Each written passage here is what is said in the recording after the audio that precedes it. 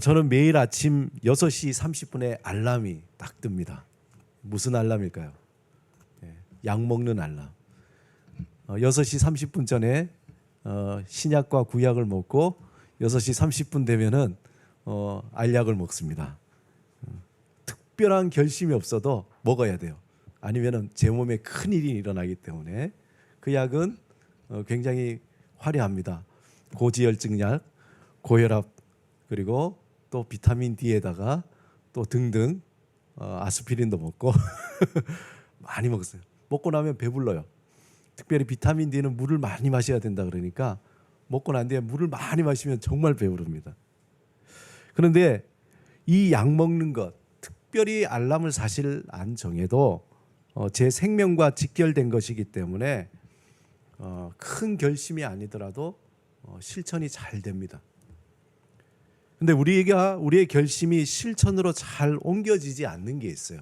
뭐냐면은 대부분 결심한 대로 실천하지 않아도 괜찮아, 괜찮다라는 본능적인 생각이 있을 때 그때는 실천으로 잘 옮겨지지 않습니다. 그 중에 하나가 뭐죠? 우리 살을 빼야 되는데 그런데 살 빼는 게 잘 안 되잖아요. 왜냐하면은 당장 그렇게 위급하지 않기 때문에 그 마음속에 괜찮아. 그래서 실천으로 잘 이루어지지 않습니다.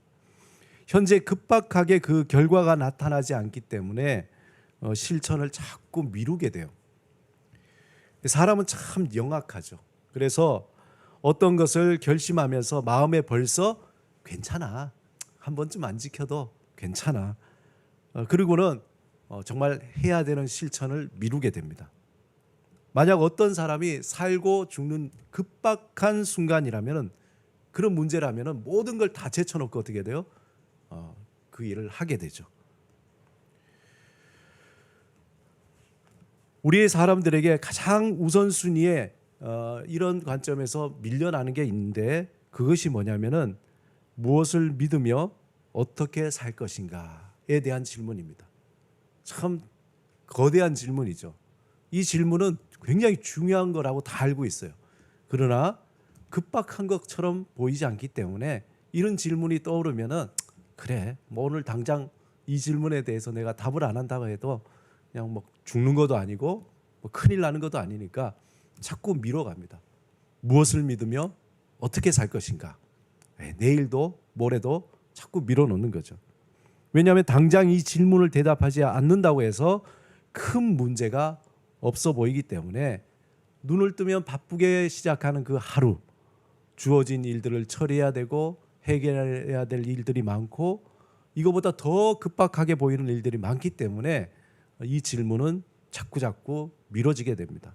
그래서 미래를 계획하고 쌓인 피로를 풀어야 되기 때문에 이 질문은 우리의 삶의 한쪽 구석에 쫙 밀어놓는 거죠.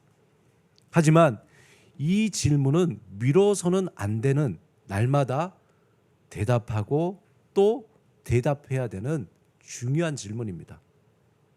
그렇지 않으면은 나중에 삶에 심각한 문제를 초래하게 되죠. 어떤 일이 일어나냐? 내가 무엇 때문에 왜 이렇게 살았는가에 대한 허무함이 갑작스럽게 밀려옵니다. 오늘 본문의 예수님은 제자들에게 아주 진지한 질문을 던집니다. 13절에서 15절을 우리 같이 한번 읽어보겠습니다. 시작. 예수께서 빌립보 가이사랴 지방에 이르러 제자들에게 물어 이르시되 사람들이 인자를 누구라 하느냐? 더러는 세례 요한, 더러는 엘리야, 어떤 이는 예레미야나 선지자 중에 하나라 하나이다. 이르시되 너희는 나를 누구라 하느냐?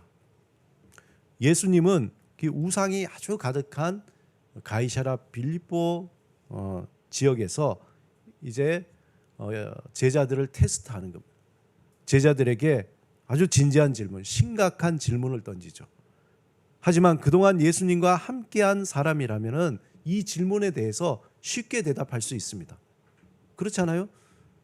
예수님이 너희는 나를 누구라 하느냐? 그러면은 그동안 예수님과 함께 살아왔던 그 사람들이 제자들이 예수님이 병도 고치고 귀신도 쫓아내고 권위 있게 말씀도 전할 때에 아주 그냥 쉽게 얘기할 수 있죠. 주님은 당연히 하나님의 아들이시죠. 주님은 메시아이십니다. 이렇게 쉽게 얘기할 수 있습니다. 그런데 이 질문에 대해서 이 제자들은 선뜻 대답하지 못하는 거예요. 그 질문에 대해서 뭐라고 얘기하냐면은 어떤 사람이 그런데 세례 요한이라고 하고 어떤 사람이 그런데 예레미야나 선지자 중에 하나라고 합니다. 그렇게 얘기하는 거죠.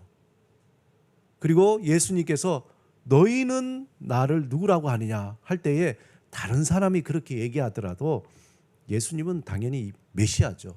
구원자이시죠. 하나님의 아들이시죠. 그렇게 대답해야 되는데 꿀먹은 벙어리처럼 제자들은 그냥 멀뚱하게 있는 거예요. 그러면서 속으로 생각했겠죠. 누구지 저분이? 굉장히 막 대단한 것 같은데 누구지? 이 질문에 대한 대답을 바로 하지 못한 이유가 뭘까요? 그들은 예수님과 함께 살면서 뭔가 많은 일들을 경험했지만 실질적으로 이분이 누구일까에 대한 질문에 대한 스스로 대답을 해본 일이 없었던 거예요. 그때에 유일하게 베드로가 이렇게 대답합니다. 주는 그리스도시요 살아계신 하나님의 아들이시니이다. 그런데 예수님이 베드로에게 이건 네가 알아서 대답한 게 아니라 하나님께서 너에게 알려주셔서 한 것이다 라고 말씀하신 겁니다. 흔히 교회를 말할 때에 부름받은 공동체라 그렇게 했습니다. 지난주에 우리가 부름받은 식구라 그랬죠. 우리가 식구로 부름받았습니다. 하나님 안에서 예수 그리스도 안에서 우리는 하나님의 사랑과 은혜를 먹는 식구로 부름받았는데 이 부름받은 은혜는 세상의 그 어떤 것과도 바꿀 수가 없습니다. 이 부름받은 공동체, 부름받은 사람들은 다 배경도 다르고 각자 살아온 삶도 다르고 다 다릅니다. 성도 다르고 다 달라요. 하지만 하나님의 부름받은 사람들의 공통적인 특징이 뭐냐? 그것은 바로 하나의 고백을 하고 있다는 거예요. 그 고백이 오늘 베드로가 고백한 주는 그리스도시요 살아계신 하나님의 아들이라 이 한 가지를 다 고백하는 거예요. 만약에 목사님 저는 그걸 고백 안 한대요. 그럼 여기 있으면 안 돼요. 큰일 납니다. 주는 그리스도시요 살아계신 하나님의 아들이라는 이 고백이 우리가 살아온 삶도 다르고 하는 일도 다르고 여러 가지 배경도 다르지만 우리가 한 가지로 고백하는 거예요. 그것 때문에 하나님은 우리를 식구라고 부르시는 거예요. 하나님의 부름받은 사람들은 예수 그리스도이시며 그분이 살아계신 하나님의 아들이라고 고백하며 그것을 목숨 바쳐서 평생 따르겠다고 고백한 자들입니다. 예수님이 그리스도라는 것은 예수님이 구약에서 예언되어진 기름 부은 자, 메시아이시며 하나님이시지만 육신의 몸을 입고 우리의 죄를 사하려 이 땅에 오신 분이라는 고백하는 겁니다. 우리가 매번 예배 시작할 때 뭐죠? 사도신경으로 고백하잖아요. 그게 우리의 고백인 거예요. 전능하사 천지를 만드신 하나님 아버지를 내가 믿는다는 거예요. 예수 그리스도를 믿는다는 거예요. 성령님을 믿는다는 거예요.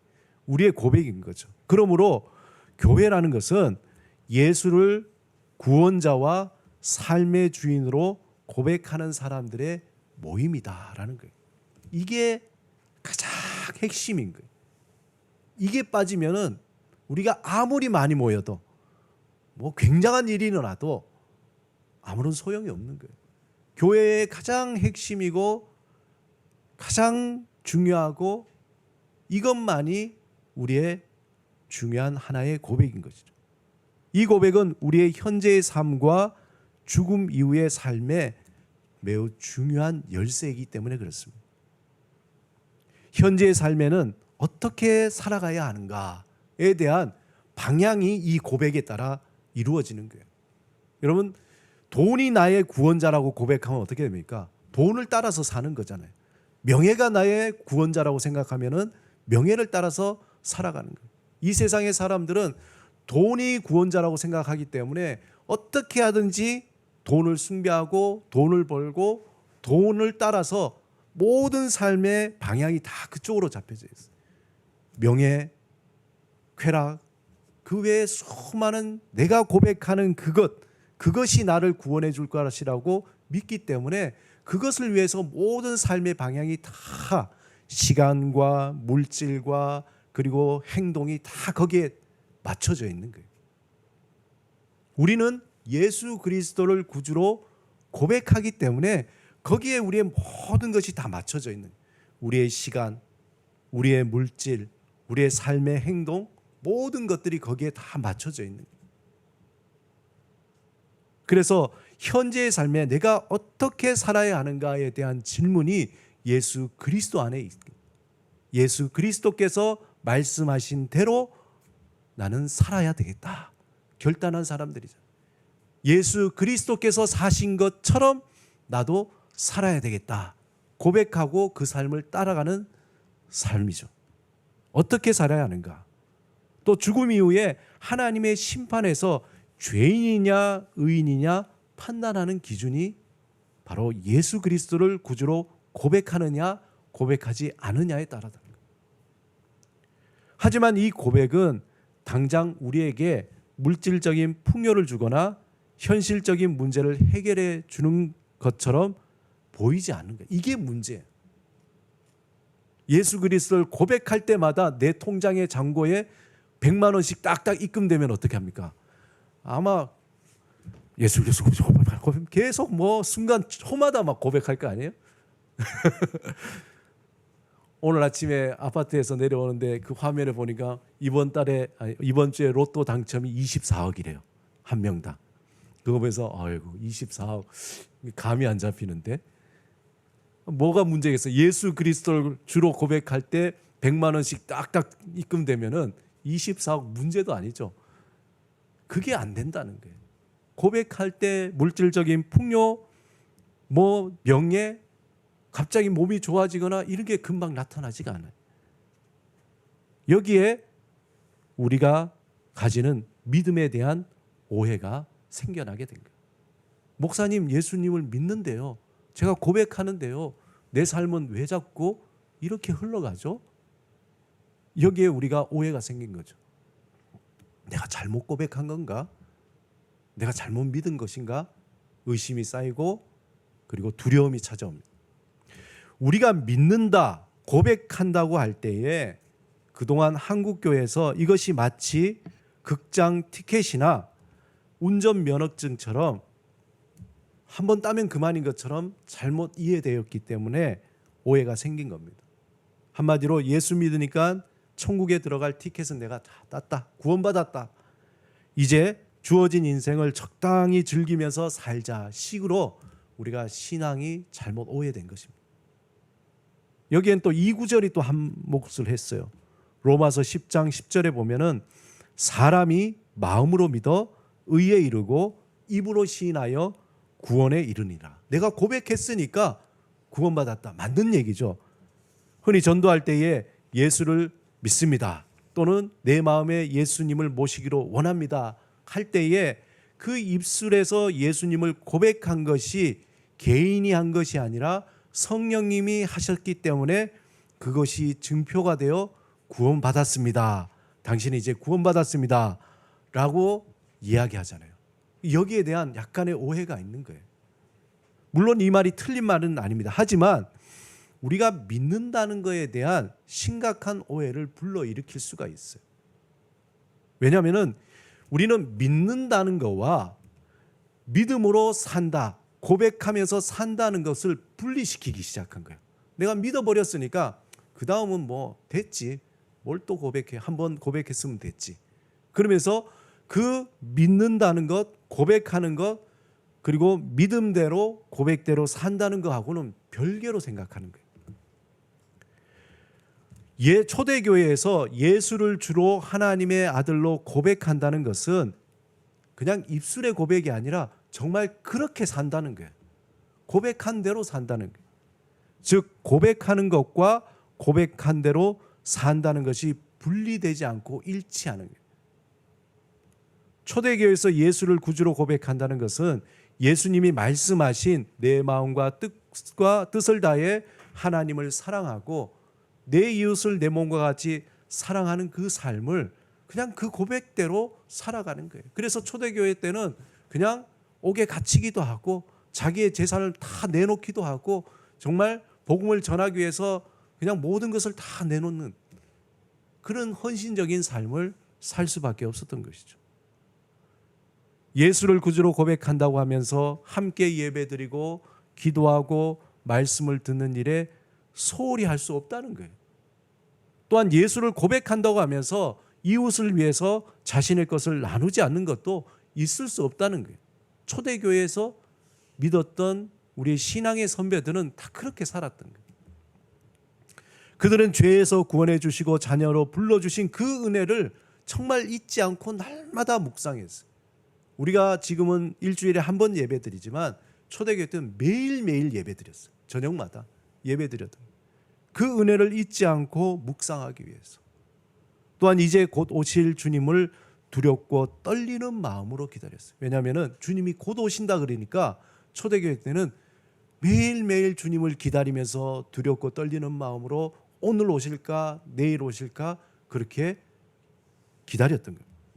그렇기 때문에 임박한 심판에 자신의 믿음이 진실한가 또 묻는 거예요.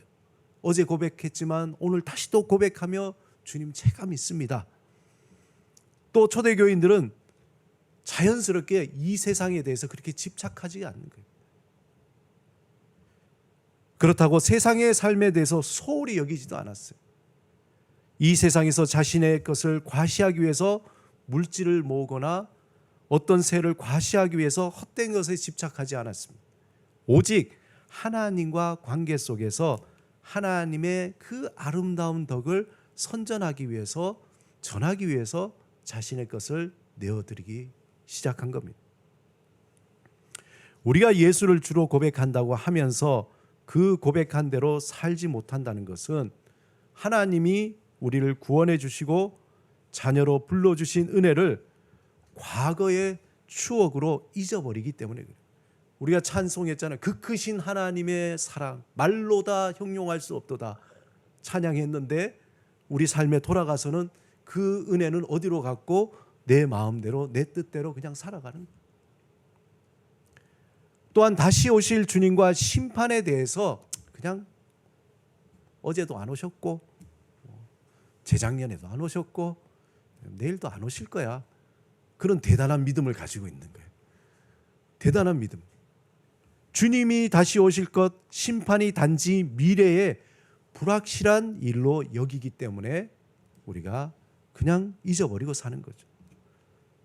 이것에 대해서 야고보는 초대교회에 예수를 주로 고백한다며 하면서도 고백하는 삶이 없는 그 사람들을 향해서 이렇게 경고합니다. 야고보서 2장 17절, 19절, 26절 우리 같이 한번 읽어보겠습니다. 시작. 행함이 없는 믿음은 그 자체가 죽은 것이라 내가 하나님은 한 분이신 줄을 믿느냐 잘 아는도다 귀신들도 믿고 떠느니라. 영혼 없는 몸이 죽은 것 같이 행함이 없는 믿음은 죽은 것이니라. 믿음과 행함은 동전의 양면이라 그러잖아요. 우리가 믿는다 그러면은 그렇게 사는 거예요. 믿는다 그래 놓고 그렇게 살지 않는 것은 안 믿는 거죠. 그렇다는 거예요. 또한 베드로는 예수님이 다시 오실 것에 대해서 비웃는 자들을 이렇게 경고합니다. 좀 길지만 함께 읽겠습니다. 시작. 사랑하는 자들아 주께는 하루가 1000년 같고 1000년이 하루 같다는 이 한 가지를 잊지 말라. 주의 약속은 어떤 이들이 더디다고 생각하는 것 같이 더딘 것이 아니라 오직 주께서는 너희를 대하여 오래 참으사 아무도 멸망하지 아니하고 다 회개하기에 이르기를 원하시느니라. 그러나 주의 날이 도둑같이 오리니 그 날에는 하늘이 큰 소리로 떠나가고 물질이 뜨거운 불에 풀어지고 땅에 그 중에 있는 모든 일이 드러나리로다. 이 모든 것이 이렇게 풀어지리니 너희가 어떠한 사람이 되어야 마땅하냐. 거룩한 행실과 경건함으로 하나님의 날이 임하기를 바라보고 간절히 사모하라. 예수 그리스도를 구주로 고백한다는 것은 과거형이나 미래형이 아니에요.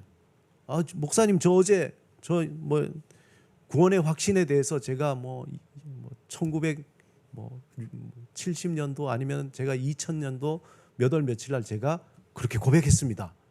훌륭합니다. 근데 과거에 고백한 것 그것만으로 불충분합니다. 또 미래 저는 앞으로 고백하면서 살 겁니다. 중요한 게 아니에요. 예수를 구주로 고백하는 것은 지금 여기에서 고백하는 거예요. 내가 예수를 믿었다거나 믿을 것이라는 것 의미가 없습니다. 지금 예수를 구주로 고백하면서 고백한 대로 살겠습니다. 이것이 중요한 거죠. 예수를 구주로 고백한다는 것은 모든 것을 또 완벽하게 율법주의로 살겠다는 것이 아니에요. 여러분 잘 이해하시기 바랍니다. 목사님이 예수를 구주로 고백한다고 했으니까 나는 순간마다 고백해야지. 예수를 주로 고백한다는 삶, 또 고백한 대로 산다는 것은 마치 운전할 때 여러분 어떻게 합니까? 여러분 운전할 때에 뒤를 보면 어떻게 돼요? 큰일 납니다. 바로 사고 나죠. 과거를 보는 게 아니에요. 그리고 운전할 때에 내가 오늘 저기 일산으로 간다. 그러면 일산으로 간다 생각만 하면 돼요? 안 되잖아요. 그리고 일산을 가기 위해서 어떻게 합니까? 시동을 걸고 그리고 내비게이션을 틀고 그리고 엑셀을 밟고 그 다음에 핸들을 틀고 계속 가는 거예요. 미래에 갈 것이다가 아니라 지금 내가 엑셀을 밟고 지금 계속적으로 일산 가야지 그 방향으로 운전대를 몰고 길을 따라서 계속 가는 거예요. 그게 믿는다는 겁니다. 믿는다는 건 과거의 미래가 아니라 지금 내가 계속 주님을 그 표대를 향하여서 십자가를 향해서 우리가 좌우로 흔들 때도 있고 우로 흔들 때도 있지만 그 방향을 바라보면서 계속해서 현재를 살아가는 거예요. 그래서 예수를 구주로 고백한다는 삶은 방향성이라는 거예요. 방향성. 하나님을 향한 방향성, 삶의 태도입니다. 오늘 찬양에 보면은 기쁠 때나 슬플 때나 낙심될 때나 절망될 때나 어떨 때요? 그때 주님만 바라보는 거죠. 그렇게 주님만 바라보면서 계속 고백하다 보니까 이 고백이 단단해지는 거예요. 마치 다이아몬드처럼 깎이고 또 깎여서 예전에는 그 고백이 어설펐어요. 그래서 그 고백했는데 한 대 툭 치니까 그냥 옆으로 딱 넘어져가지고 주님 왜 이러세요? 또 이렇게 치니까 넘어져서 왜 나만 이러세요? 이랬던 고백이 그럼에도 불구하고 주님 제가 고백합니다. 예수 그리스도를 믿고 의지하겠습니다. 슬플 때나 기쁠 때나 낮이나 밤이나 언제나 그렇게 고백하다 보니까 그 고백이 깎이고 깎여서 정말 보석같이 다이아몬드와 같이 아름답고 영롱하고 부서지지 않는 그런 고백이 되어가는 겁니다. 그래서 이제 웬만한 어려움이 와도 그냥 넘겨지는 거죠. 내가 나의 삶을 하나님의 뜻대로 이끌어갈 수 없기 때문에 성령님을 의지하면서 하나님을 주목하고 바라보면서 계속 고백하겠다는 거예요. 그것이 믿음으로 살아가는 거예요. 예수를 구주로 고백하는 삶은 우리가 살아가는 삶의 자리에서 예수 그리스도의 복음을 또한 삶으로 증거하는 거예요. 내가 살아가는 것. 힘들고 어렵지만 믿기 때문에 이겨내고 견뎌내고 그리고 기쁨으로 감사함으로 살겠다고 어금니를 물고 살아가는 거예요. 그게 예수 그리스도를 구주로 고백하며 살아가는 겁니다. 우리가 입술로만 고백하는 것이 아니라 삶의 모습으로 저 집사님은 권사님은 저 청년은 어떻게 저런 어려움 속에서도 저렇게 살지? 그런데도 이를 악물고 살아가는 거예요. 믿음으로. 그러다 보니까 그것이 다른 사람들에게 예수 믿는 게 다르구나 라고 증거되어지는 거죠. 구체적으로 예수님이 말씀하신 내 마음과 뜻과 정성을 다해서 하나님을 사랑하고 시간이 어렵지만 또한 상황이 어렵지만 그래도 나는 예배드리겠다. 기도하겠다. 말씀을 보겠다. 그 뜻대로 사는 것. 하나님을 사랑하고 내 이웃을 내 몸과 같이 사랑하라. 배려하고 격려하고 위로하는 그런 삶을 살아가는 거죠. 저에게 요즘에 한 가지 큰 도전이 생겼어요. 새벽에 기도하는 가운데에 이런 마음이 드는 겁니다. 야, 너는 고백하면서 산다는데 맨날 무슨 간접적으로 고백하고 직접적으로 고백하는 일을 없어진 것 같아. 돌아보니까 제가 청년 때는요, 고등학교 때는 예수 믿고 난데 너무 기쁘니까 여기다 교복에 십자가를 탁 배지를 풀고 자랑스럽게 이렇게 시내를 걸어 다니면서, 그리고 예수도 복음 전도지도 나눠주고 막 시내에서 찬양도 하고 복음 전도도 하고 그랬던 적이 있어요. 이제는 좀 믿었다고, 목사 됐다고, 이제는 폼 잡고 복음 전하는 일이, 직접적으로 전하는 일이 없었어요. 요즘 시대에 뭐 꼭 그렇게 전해야 되나, 이런 마음도 있었던 거죠. 그런데 새벽에 기도하는데 그런 마음이 생겨요. 직접적으로 좀 전해봐야 되겠다. 그래서 마음에 결심한 게 있어요. 일주일에 하루, 그리고 다는 아니지만 한두 시간이라도 내가 이 명동에 전도지 들고 나가서 전도를 해봐야 되겠다. 원색적인. 그래서 여러분들 기대하시기 바랍니다. 제가 했던 거를 간증을 좀 전해드릴게요. 제가 이렇게 말을 해야 하잖아요. 그 경험을 가지고 싶은 거예요. 명동의 건너편에 예수천당 불신지옥이라고 있는데 그렇게는 못하지만 제가 전도지를 만들어서 그걸 한번 전해볼까 합니다. 왜냐하면 그렇게 전할 때에 우리 안에 열정이 생겨나요. 우리 이웃 가운데 간접적으로 우리 삶을 통해서도 전해야 되지만 직접적으로 이 어려운 시대에 교회가 핍박받고 예수 믿는 것이 정말 부끄러운 일처럼 생각되어지는 이 시대 속에 나는 예수 믿으니까 내가 믿지만 내가 믿는 예수를 당신도 한번 믿어보세요 라고 한번 전해보시기 바랍니다. 오시는 분들에게, 가까이 있는 분들에게 한번 증거해보자고, 고백해보자고. 우리는 하나님의 식구로 부르심을 받고 예수 그리스도를 구원자로 삶의 주인으로 고백하는 사람들입니다. 교회는 하나님의 부르심을 받은 공동체이며 하나님을, 예수 그리스도를 주로 고백하는 공동체입니다. 무엇을 믿으며 어떻게 살 것인가?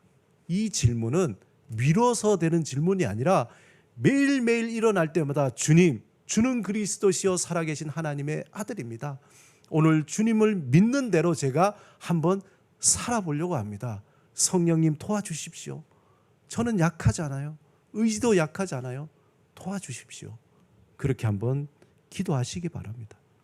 이 일을 결코 우리의 힘으로 할 수 없기 때문에 전적으로 성령님을 의지하면서 도우심으로 살아가시기 바랍니다.